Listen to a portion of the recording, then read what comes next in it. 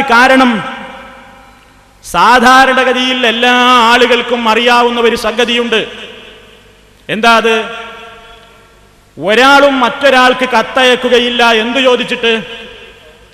നിങ്ങളുടെ അഡ്രസ്സ് അയച്ചു തരണം, നിങ്ങൾക്ക് കത്തെഴുതാൻ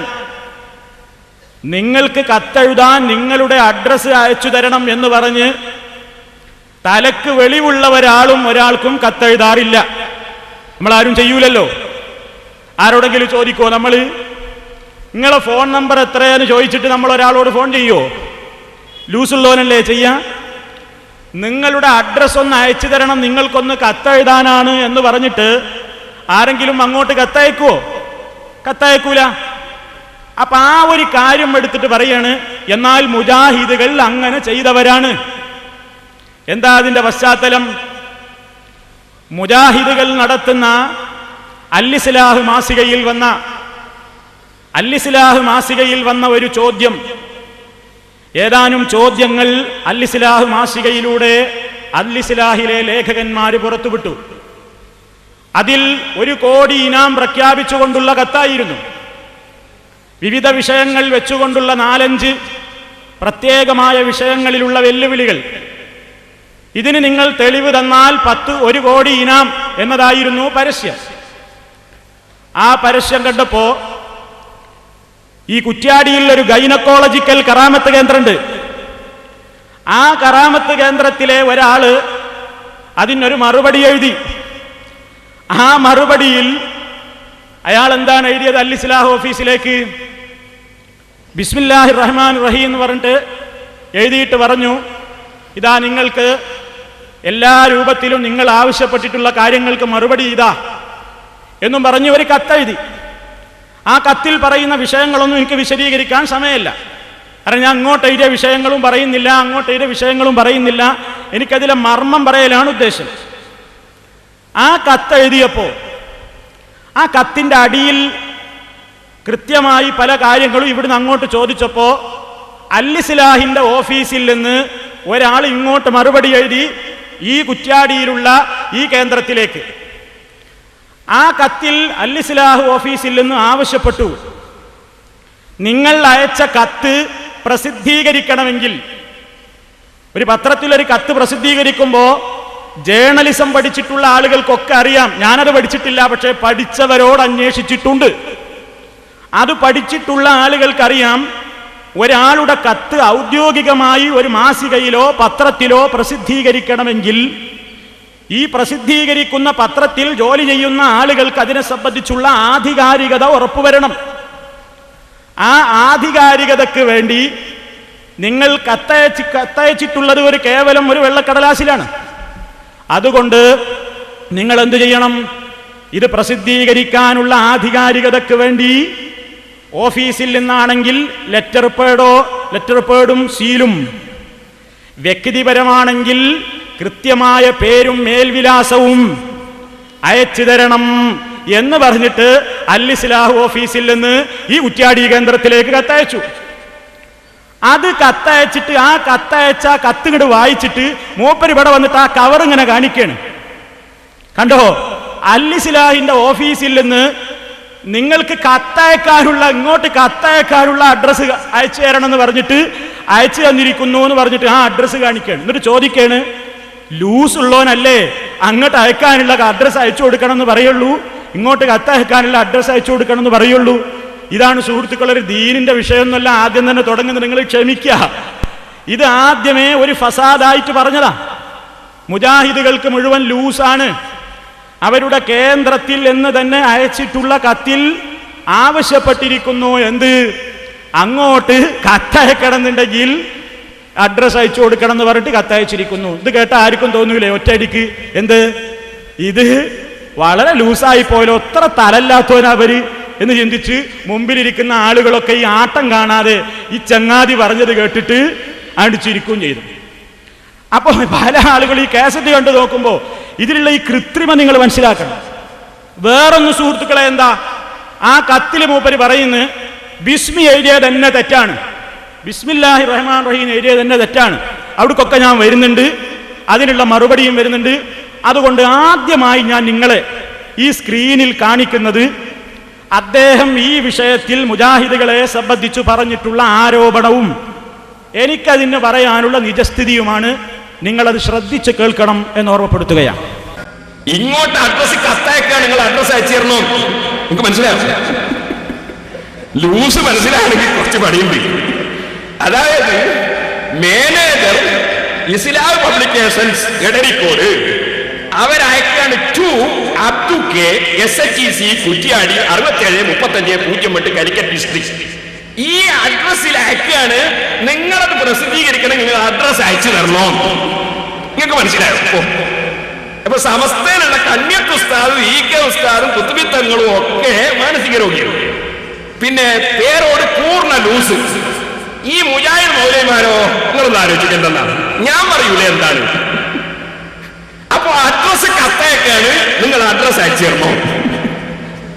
എന്താ സാധനവും നിങ്ങൾ തീരുമാനിച്ചോളാം. ആർക്കാ ലൂസ് നിങ്ങൾ ആലോചിച്ചോളാം. കണ്ടോ, പച്ച കള്ളം പറഞ്ഞുകൊണ്ടോ? ശ്രദ്ധിച്ചില്ലേ നിങ്ങൾ? അങ്ങോട്ട് കത്തയക്കാൻ വേണ്ടി അഡ്രസ് അയച്ചു കൊടുക്കണമെന്ന് അങ്ങനെ കത്തിലുണ്ടോ?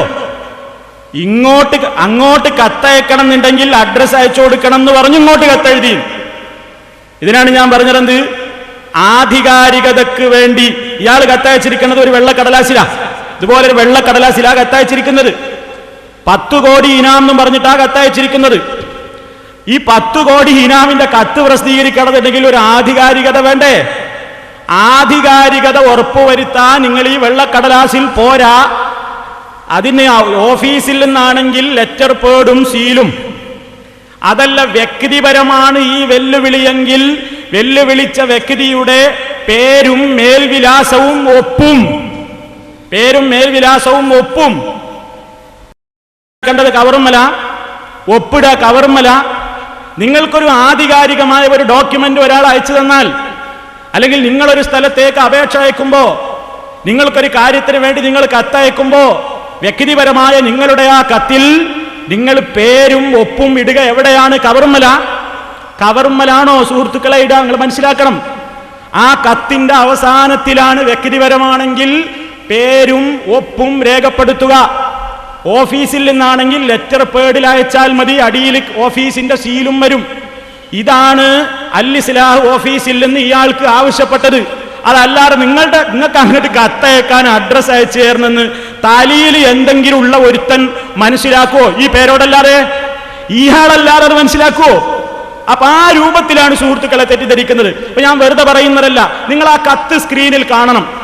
ആ കത്ത് കാണുമ്പോൾ നിങ്ങൾക്ക് മനസ്സിലാവും അങ്ങോട്ട് കത്തയക്കാനുള്ള അഡ്രസ്സാണോ ചോദിച്ചത്, അതോ ആധികാരികതക്ക് തെളിവായി ഓഫീസിൽ നിന്നാണെങ്കിൽ ലെറ്റർ പേഡും സീലും വ്യക്തിപരമാണെങ്കിൽ മേൽവിലാസവും പേരും ഒപ്പും എന്നാണോ ചോദിച്ചത് എന്ന് അയാൾ കാണിച്ച അതേ സ്ക്രീനിൽ നിന്ന് തന്നെ നിങ്ങളെ കാണിക്കുന്നു. ശ്രദ്ധിച്ചു മനസ്സിലാക്കുക. സെപ്റ്റംബറിലൊക്കെ അൽ-ഇസ്ലാഹിലെ പ്രസ്തുത പങ്ക്തിക്ക് മറുപടി ആധികാരികത. ഇനി ബ്രാക്കറ്റിൽ വായിച്ചോളി. ഓഫീസിൽ നിന്നെങ്കിൽ സീലോ ലെറ്റർ പേഡോ ഉപയോഗിച്ചുകൊണ്ട്, വ്യക്തിപരമെങ്കിൽ പൂർണ്ണ വിലാസവും ഒപ്പും കാണിച്ചുകൊണ്ട് 10 ദിവസത്തിനുള്ളിൽ 29/9/96 ഓഫീസിൽ കിട്ടത്തക്ക വിധം അയച്ചു തന്നാൽ ഒക്ടോബർ ലക്കത്തിലും വൈകിയാൽ മറ്റേതെങ്കിലും ലക്കത്തിലും പ്രസിദ്ധീകരിക്കാവുന്നതാണ്. സ്നേഹപൂർവ്വം ഫോർ അൽ-ഇസ്ലാഹ് പബ്ലിക്കേഷൻസ് മാനേജർ. അള്ളാഹു താങ്കൾക്കും ഉസ്താദുമാർക്കും ഹിദായത്ത് നൽകുമാറാകട്ടെ. ഒരു ദുആ. ശ്രദ്ധിച്ചില്ലേ സുഹൃത്തുക്കളെ? നിങ്ങൾ എന്താ പറഞ്ഞത്? ഓഫീസിൽ നിന്നാണെങ്കിൽ ലെറ്റർ പേഡും സീലും, വ്യക്തിപരമാണെങ്കിൽ പൂർണ്ണമായ മേൽവിലാസവും ഒപ്പും. ഈ പേരോടിനറിയില്ല. ഇയാൾക്ക് ഇവരില്ലെങ്കിൽ ഇവരുള്ളവരോടൊന്ന് ചോദിച്ചൂടെ? എന്ത് കത്തയക്കുമ്പോ സീലും ഒപ്പും വെക്കൽ, ഒപ്പ് എഴുതൽ, ആരെങ്കിലും കത്തിന്റെ സീലും കവറുമ്മല ഇയാൾ ഇങ്ങനെ കാണിച്ചാലോ കവറ്? ആ കവറുമ്മൽ ഒപ്പാണോ ആവശ്യപ്പെട്ടത്? അത് ഒപ്പുണ്ടോ? ഇതാണ് ആവശ്യപ്പെട്ടത്. ഇത് ലൂസില്ലാത്തൊരു മനുഷ്യന് മനസ്സിലാവൂലേ? അൽ-ഇസ്ലാഹിന് അയച്ചതിന്റെ ഉദ്ദേശം എന്താണെന്ന് വെറുതെ തെറ്റിദ്ധരിപ്പിക്കല്ലേ? തീർന്നില്ല. ഇയാൾ അതിൽ എഴുതിയത് എന്താ? ഇയാള് അതിന്റെ അവസാനം കണ്ടോ? അവസാനം പറഞ്ഞ എന്താ? ഫോർ ആരവിടുന്ന് അയച്ചത്? ഫോർ ഇസ്ലാഹി പബ്ലിക്കേഷൻസ് എന്നാണ്. അവിടുന്നാണ് കത്ത്. ആ ഭാഗം അദ്ദേഹം വായിച്ചത് എങ്ങനെയാ? ഫോർ അൽ-ഇസ്ലാഹി പബ്ലിക്കേഷൻസ് അല്ലേ? ഒന്നുകൂടെ നോക്കുക. ആ ഭാഗം ഒന്നുകൂടെ കേൾപ്പിച്ചവനെ. സ്നേഹപൂർവ്വം ഫോർ അൽ-ഇസ്ലാഹി പബ്ലിക്കേഷൻസ് മാനേജർ. അവിടെ അൽ-ഇസ്ലാഹിനാണോ എഴുതിയിട്ടുള്ളത്? ഇസ്ലാഹി പബ്ലിക്കേഷൻസ് എന്നല്ലേ? എന്തിനാ മൗലവി അയിമയൊക്കെ പിടികൂടിയാലും നിങ്ങൾക്ക് സംശയം ഉണ്ടാവും. ഇയാൾ അതിൽ മാത്രമല്ല, ഓരോന്നിലും പിടികൂടി തോലിയിരിക്കാൻ പോവുകയാണ്. ഇവിടെ ഓരോന്നും നിങ്ങൾക്ക് കാണിച്ചു തരും. ഇയാള് ഒരു എന്തെങ്കിലും ഒന്ന് തെറ്റിയാൽ അത് പിടിക്കുന്ന സ്വഭാവം ഇയാളവിടെ തുടങ്ങിയത്. ഇതിലൊക്കെ ഞാൻ ഇൻഷാ അല്ലാഹ് വരുന്നുണ്ട്. അതുകൊണ്ട് അയാളെ ഇംഗ്ലീഷ് ഞാനാണ് ഇപ്പത്. നമ്മൾ അയച്ചു കൊടുത്ത കത്തിൽ ഇസ്ലാഹി പബ്ലിക്കേഷൻസ് എന്നാണ്. മൂപ്പര് വായിച്ചതോ അൽ-ഇസ്ലാഹി പബ്ലിക്കേഷൻ. മൂപ്പര വകയെ ഒരു അല്ല് അല്ലേ, ഒരു വലിയ കാര്യമായിട്ട് പറയില്ല. ഇതൊന്നും ആരും സാധാരണ ഒരു പ്രശ്നാക്കലില്ല. പക്ഷേ പേരോടിന്റെ ഇതൊക്കെ പ്രശ്നാക്കാൻ കാരണം എന്താണ്? നിങ്ങൾക്ക് ഇനി വരും കാല CD-കളും അതുപോലെ തന്നെ ഈ രൂപത്തിലുള്ള പ്രഭാഷണങ്ങളിലൂടെയൊക്കെ നിങ്ങൾക്ക് മനസ്സിലാക്കാൻ സാധിക്കും. അതവിടെ നിൽക്കട്ടെ. പിന്നെ മൂപ്പര് പറഞ്ഞൊരു ആക്ഷേപം എന്താണെന്നറിയോ? ഈ കത്തിങ്ങനെ വായിച്ചിട്ട് പറയാണ്, ബിസ്മി എഴുതാൻ വരെ മുജാഹിദിന് അറിഞ്ഞൂടാ. ബിസ്മി എഴുതാൻ വരെ അറിഞ്ഞൂടാ. കാരണം ബിസ്മി എഴുതിയപ്പോ, ഒരാൾ പെട്ടെന്ന് എഴുതിയപ്പോ ബാക്ക് ആദ്യത്തിലെ ഒരു കുനി കൊടുക്കേണ്ടതിന് പകരം നേരിട്ട് ഇങ്ങോട്ട് എഴുതി. അപ്പോ അതെടുത്തിട്ട് വലിയ പ്രശ്നമാക്കുകയാണ്. അത് നിങ്ങൾക്ക് സ്ക്രീനിൽ കാണാം. ബിസ്മില്ലാഹിർ റഹ്മാനിർ റഹീം എഴുതി നിങ്ങളൊന്ന് നോക്കുക. സാധാരണ ഖുർആനിൽ എഴുതിയ പോലെയാണോ ഇപ്പൊ തന്നെ നോക്കിച്ചോളൂ. സാധാരണ ബിസ്മി എഴുതുമ്പോൾ ബാ ഇങ്ങനെ നീട്ടിയിട്ടാണ് എഴുതുക. അതെല്ലാ കിതാബിലും തുലത്തിൽ ബാ എന്ന് വേണ്ടി കിതാബൊക്കെ പറയും. ആ ബിസ്മി ഒന്ന് നോക്കിക്കോളൂ. അപ്പൊ ബിസ്മി എഴുതിയൊരു തെറ്റീനാകുമ്പോ വലിയ പ്രശ്നമാക്കണത് നോക്കണം നിങ്ങൾ. ഒരാൾ കത്തെഴുതുമ്പോ അങ്ങനെയൊക്കെ സംഭവിക്കൂലേ? ഏതെങ്കിലും നിലക്കൊരാൾ അങ്ങനെ എഴുതി, അത് വലിയ പ്രശ്നമായിട്ട് ഇവിടെ പറയാ. എന്നാൽ സുഹൃത്തുക്കളെ, ഈ എഴുതിയ ആൾക്കാർ വലിയ മഅസൂമികളാവണ്ടേ? അല്ലാഹു സുബ്ഹാനഹു വ തആല അവരെ വരമ്പത്തുനിന്ന് തന്നെ കൂലി കൊടുക്കണം. നിങ്ങൾക്ക് കാണാം, ഈ ബിസ്മില്ലാഹിർ റഹ്മാൻ റഹീം എന്ന് എഴുതിയിട്ട് നമ്മൾ അതിന്റെ അടിയിൽ സലാം എഴുതിയിരുന്നത് അസ്സലാമു അലാ മനിത്തബഅൽ ഹുദാൻ. അയാൾക്ക് അങ്ങനെ സലാം പറയേണ്ടത് അസ്സലാമു അലാ മനിത്തബഅൽ ഹുദാൻ എഴുതിയിരുന്നു. അത് കണ്ടിട്ട് മൂപ്പർ ഇങ്ങോട്ട് തിരിച്ച് കത്തയച്ചു ഈ കേന്ദ്രത്തിന്ന്. ഈ കേന്ദ്രത്തിന്ന് ഏത് ഈ ഗൈനക്കോളജിക്കൽ കറാമത്ത് കേന്ദ്രം ഉണ്ടല്ലോ, അതിനെ പേര് വരാനുള്ള കാരണം ഞാൻ പിന്നെ വിശദീകരിക്കുന്നുണ്ട് ഇൻഷാ അല്ലാഹ്. അപ്പൊ ഈ കേന്ദ്രത്തിൽ നിന്ന് ഇങ്ങോട്ട് കത്തയച്ചപ്പോ അസ്സലാമു അലൈക്കും എന്ന്, അസ്സലാമു അലാ മനിത്തബഅൽ ഹുദാ എന്ന് നമ്മൾ അയച്ചു കൊടുത്തത് നോക്കി എഴുതിയിട്ട് പോലും തെറ്റിച്ചിരിക്കുന്നു. അതാണ് ഞാൻ പറഞ്ഞത്. ഒരു മേലെ ബിസ്മി പിടിക്കുമ്പോ അതിന്റെ താഴത്തെ വരിയിൽ അള്ളാഹു ഉടനെ തന്നെ നിങ്ങൾക്കൊരു ചൊട്ട അപ്പുറത്ത് തരാണ്. അന്ന് കണ്ടോളി. കേട്ടോ, ആ റൗണ്ടിൽ കാണുന്നില്ലേ? ആ സ്ക്രീനിൽ ആ ചുവന്ന റൗണ്ട് ഇട്ടോടുത്ത് നോക്കൂ. അസ്സലാമു അലാ മനിത്തബഅൽ ഹുദാ എന്ന് എഴുതിയ കോലാണ് ആ കണ്ടത്. അസ്സലാമു എഴുതുമ്പോ അവിടെ ഒരു ലാമില്ലേ, അലിഫ് ലാം ഉണ്ടാവില്ലേ? അലിഫ് ലാമിൽ വെറും അലിഫും പിന്നെ ലാമ് കൊടുക്കാതെ സീനിന്റെ മേലെ ശബ്ദം ഇട്ടെടുത്ത് അസ്സലാമു ഇതല്ലേ എഴുതിയത്. 2ാം ക്ലാസ് പഠിക്കുന്ന കുട്ടി അങ്ങനെ എഴുതോ? അപ്പൊ ഇതൊക്കെ സംഭവിക്കുന്നതാണ് സുഹൃത്തുക്കളെ. അതിന്റെ ഒന്നും പേരിൽ സാധാരണ ആരും ആക്ഷേപിക്കാറില്ല. ഞാൻ അതൊന്നും എടുത്ത് ആക്ഷേപിക്കാനും വിചാരിച്ചതല്ല. പക്ഷേ ഈ മേലത്തെ ബിസ്മി വലിയൊരു പ്രശ്നമാക്കിയപ്പോ താഴെതാ അല്ലാഹു തആല ഉടനെ തന്നെ തന്നിരിക്കുകയാണ് എന്നൊന്ന് ഓർമ്മപ്പെടുത്താൻ വേണ്ടി മാത്രം കാണിച്ചതാണ്. അപ്പോ നമ്മൾ എഴുതി കൊടുത്തിട്ട് അത് നോക്കി പകർത്തി എഴുതാൻ പോലും വിവരമില്ലാത്ത ആളുകളാണ് ഈ കേന്ദ്രത്തിൽ ഇരിക്കുന്നത് എന്ന് അതിൽ നിന്ന് തന്നെ മൂപ്പര് തന്നെ തെളിയിച്ചു തന്നിരിക്കുകയാണ്. അപ്പൊ സുഹൃത്തുക്കളെ, ഇതൊക്കെയാണ് അപ്പൊ ആദ്യത്തെ ആരോപണം. അപ്പൊ മനസ്സിലായില്ലേ? ലൂസ് ഉണ്ടോ? ഇവിടെ ലൂസാണോ കാണിച്ചത്? നമ്മൾ കത്തിന് അഡ്രസ് ആവശ്യപ്പെട്ടത് ഇങ്ങോട്ട് കത്തയക്കാൻ, അങ്ങോട്ട് കത്തയക്കാനാണോ, അതോ മറ്റു വല്ല ഉദ്ദേശത്തിലുമാണോ? ബുദ്ധിയുള്ള ആളുകൾ സഹോദരന്മാരത് ചിന്തിക്കുക. ഞാൻ അധികം സമയം അതിന്റെ മേൽ കളയുന്നില്ല.